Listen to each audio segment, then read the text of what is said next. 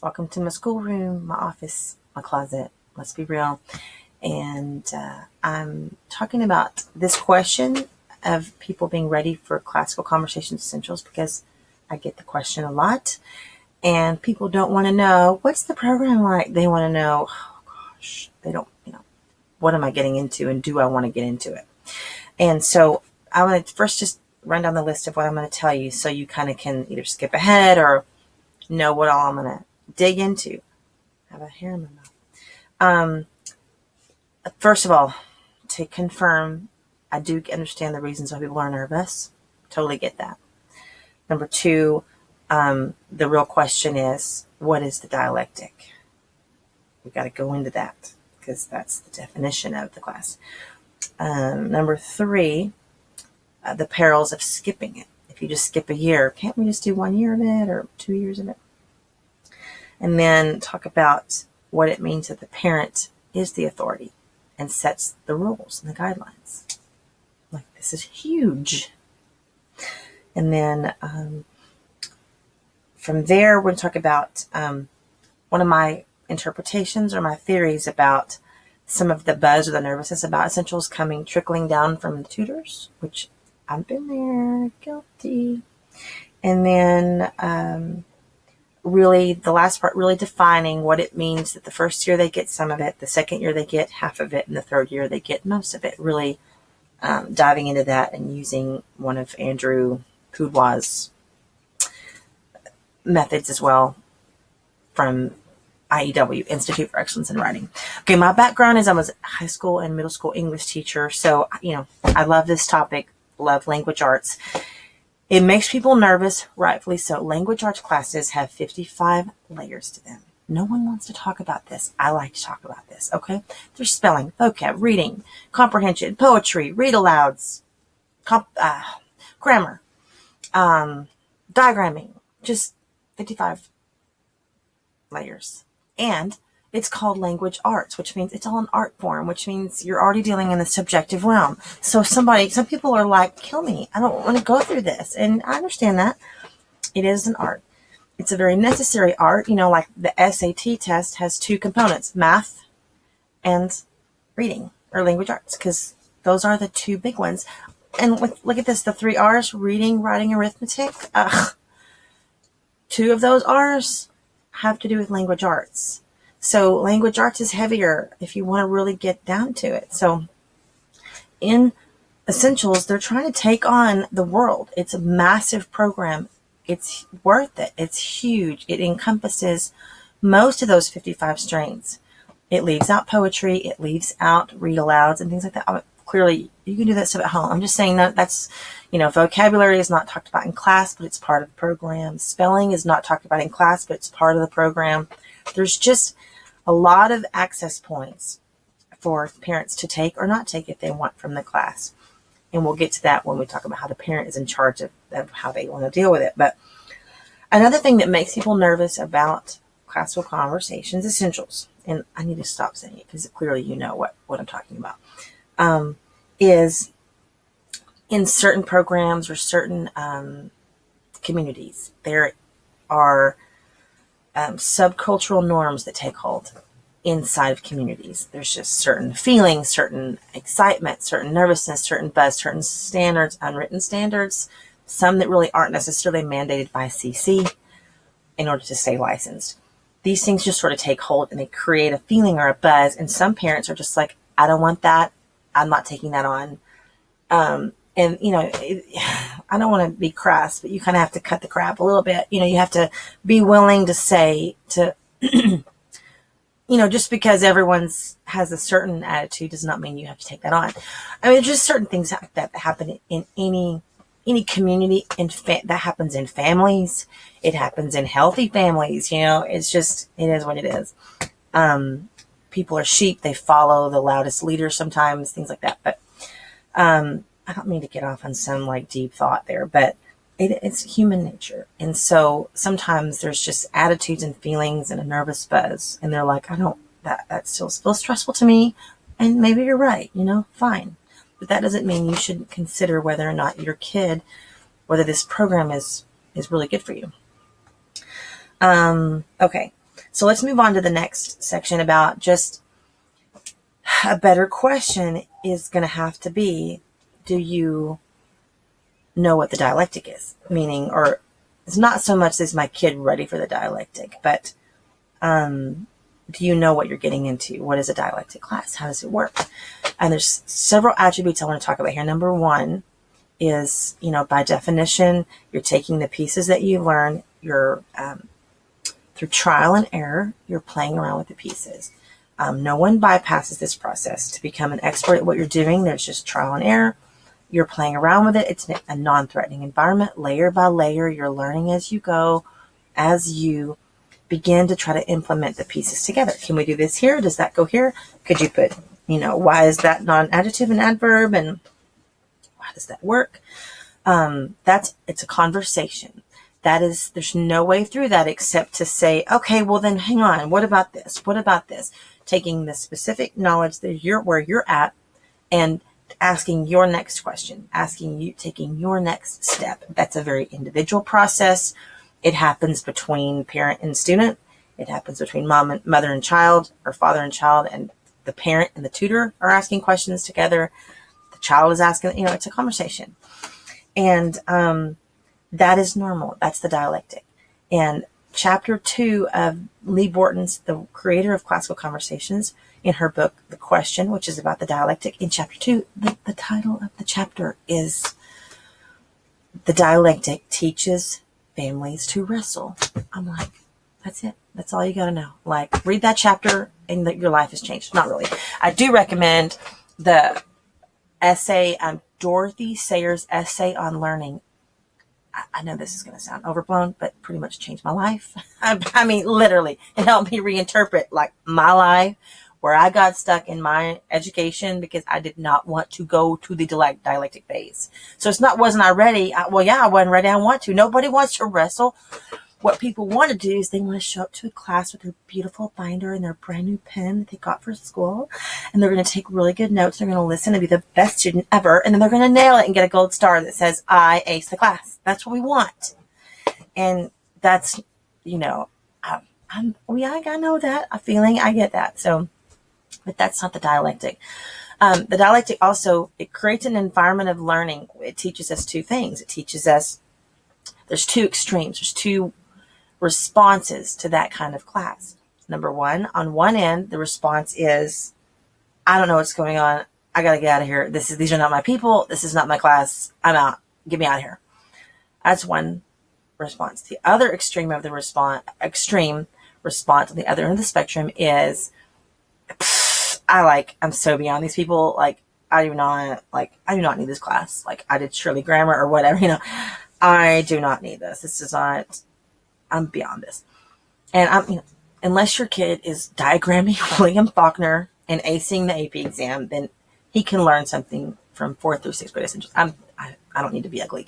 I'm not trying to be, I'm just, whatever. But in the middle, a healthy response is there are days and moments where you're feeling like, ooh, I don't get that. And I do not want to ask this question, but like, hold up a minute, because I thought, however, got a comma, not otherwise, however, had a semicolon, I don't understand it, or whatever.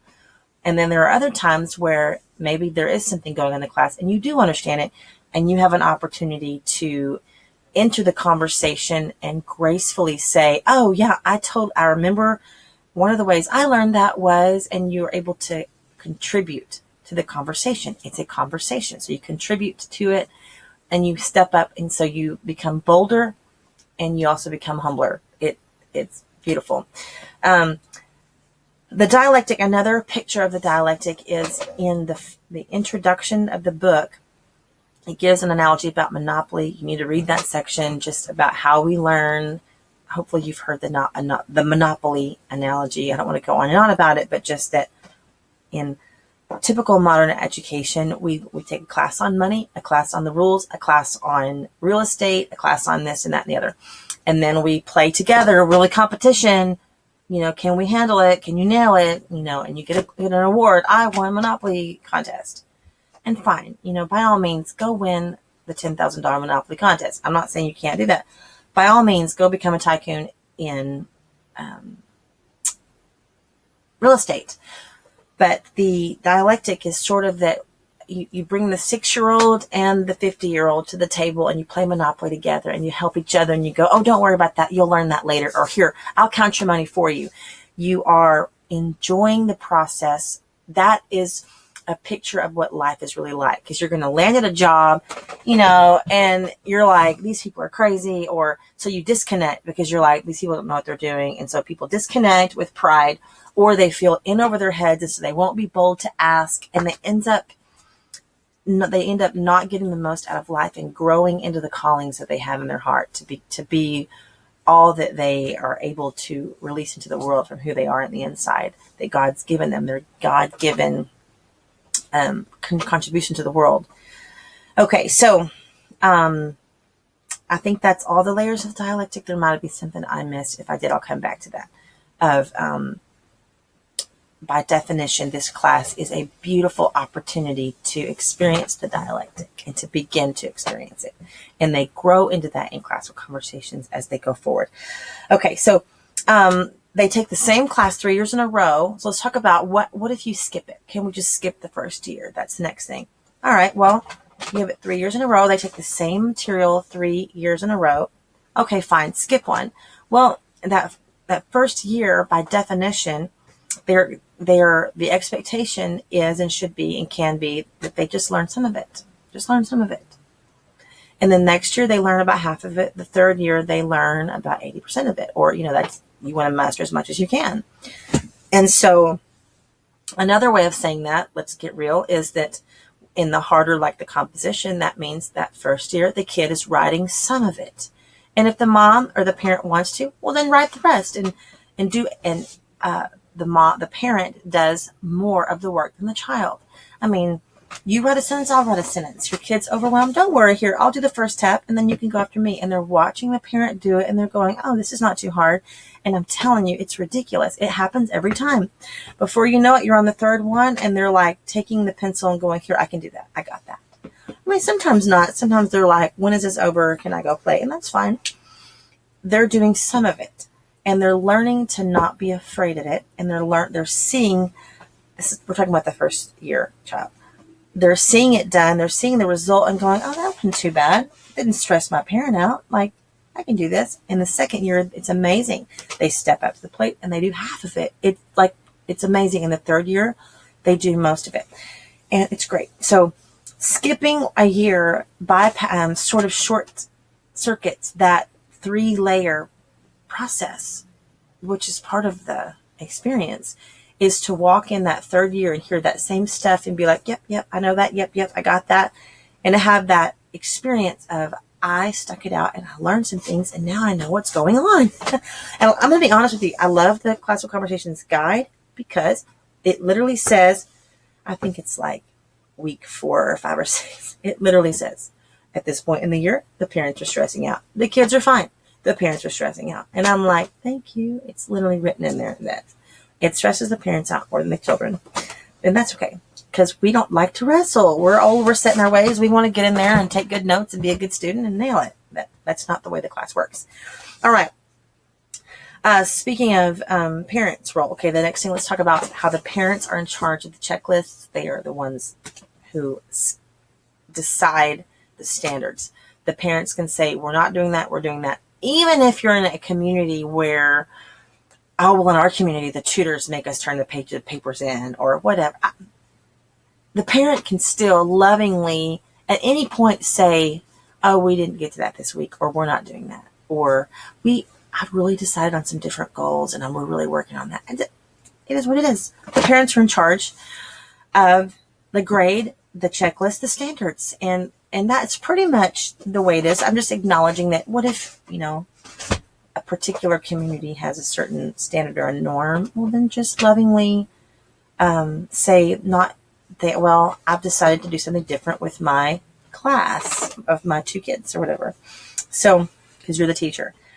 So, you can decide what their work level is, higher or lower than what the class is doing. Okay, then I would like to just take a minute and acknowledge where some of the stress of essentials can sometimes come from. I say this very gently, because I say it from a place of, I have this theory because I lived it. Okay. This is my interpretation. My interpretation is that even though classical conversations right now is becoming really well known nationwide, it's one of the top programs. It's great. It's worldwide. In our area, it's still relatively new. And so you have people stepping into leadership, and it's new to them. And these are tutors, and they're not teachers. So they're not experts in the material. They are just lead learners that are saying, okay, let's get started on the week. Let's talk about it. They're hopefully modeling what it is to be a humble lead learner, which means they're saying, yeah, this was really interesting, or this was tough for me, or I never really learned this before, or whatever, And so some of these women and men that step up to lead, they have some like, ooh, I wish it was more, they're going first. They're the first ones down the trail. And so if they turn back and they're like, y'all, there's like waterfalls over there, we're going to die. It's like, it's okay. I mean, I totally get it. I get it, because they're the ones that see it all first. In the summer, they're going through the materials, and they're turning around. They're telling their besties. They're like, oh, girl, this is some intense stuff, whatever. And if especially that tutor, if her first time through it, she's going, as a tutor, she's going, girl, I can get some of this. And, and that's the process. Nothing's going wrong. But that communication gets trickled down to the parents, and then the parents are like, oh my God, it's just hard. There ain't no way. We're all going to die. I don't know, whatever. I have this analogy, the picture in the guide is, they call it 3 tours. Like your first tour up the mountain, your second tour up the mountain, the third tour. And your first tour, you're just kind of going, this is a trail, jump over the log, and everyone else is going, ooh, look at the butterflies, look at the, and look at that rock formation. And that first time up the mountain, you're just going, don't die, don't die, don't die. I'm thinking of that Jerry Seinfeld bit where he's like, don't die, don't die, don't die, don't die, don't die. You're trying not to die. You're trying not to fall. You're trying to remember, did I put sunscreen? Do I need more sunscreen or less? I don't want to burn. Do I have enough water? Oh my gosh. You're managing your expectations, and you're just trying to make it up the trail. The second time, you're like, okay, this is where I get tired. We'll just rest and eat some food, and we can make it up the mountain. You're a little more familiar. You have more confidence, and you can notice a few more things. And that third time up the mountain, you're like, come on, guys, this next part's great. And you're like the one up there making everybody like, will she just stop and settle down? That's life. And I love it that the guide acknowledges that, and that really kind of is the experience of essentials. So there's multiple people with multiple ideas going on at the same time. And there's always, I love it that it's a conversation. So there is room for that one parent that's just like a botanist, or like just a genius. They're like, oh my gosh, this is the particular strain of poison ivy that you can touch it on your skin. Look, everybody, come over here and touch the poison ivy, or whatever. Or other people are like, oh, that type of waterfall was created by the Great Flood. I mean, whatever. And every once in a while in the class, people are going, wow, cool. And other people are like, can we just focus on the point here? There's a little bit of that turbulence sometimes, just because different people are interacting with the trail. And it's glorious. I mean, it's like, this is God's creation. Take the materials and run with them, and be who you are, and do what you're going to do with it. And there's a place for all of it. It's humbling. It's emboldening.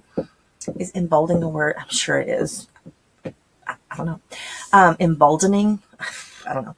But, so I think it's fascinating. Is it sometimes uncomfortable? Yeah. It's like going up a mountain. Are there ever times where you're like, dang, I knew I should have had that other pair of socks. I'm getting a blister, I mean, come on. Life is life, right? And I don't want to emphasize that it's uncomfortable. I just want to acknowledge that if you're asking the question, is my kid ready? It's because either you've heard stories, or you have a real reason to be nervous. And I'm just acknowledging that, okay, fine. Be nervous. I'm not wanting to sugarcoat some of those realities. So my personal take is that making it through the year is best if you're very organized about it, even though you're going to adapt your goals as you go if you have to. And I need a separate video about my method for organizing the year. I mean, everyone's different, so I have a way of preloading everything before the year starts. Otherwise, there's no way I can sustain. I can't keep up. I can't keep up with my life, like not essentials. I can't keep up with homeschooling unless I use a particular method in like engineering your year before the year starts, preloading, automating. It's, I call it we're not teachers, we're engineers, I mean, we're literally building this massive structure that can withstand the good days, the bad days, the freeze and the rain, So if you're interested to continue that conversation, you can find that video about how I organize my year of classical conversations. But I hope you were encouraged, and I hope I didn't spend too long on any one topic. I probably did. That's okay. My first time to even dive into this topic in this kind of format. So have fun. Keep me posted on what you think, how you feel about it. And I love to talk about language arts and all things homeschooling and all that kind of stuff. So rock on. Bye.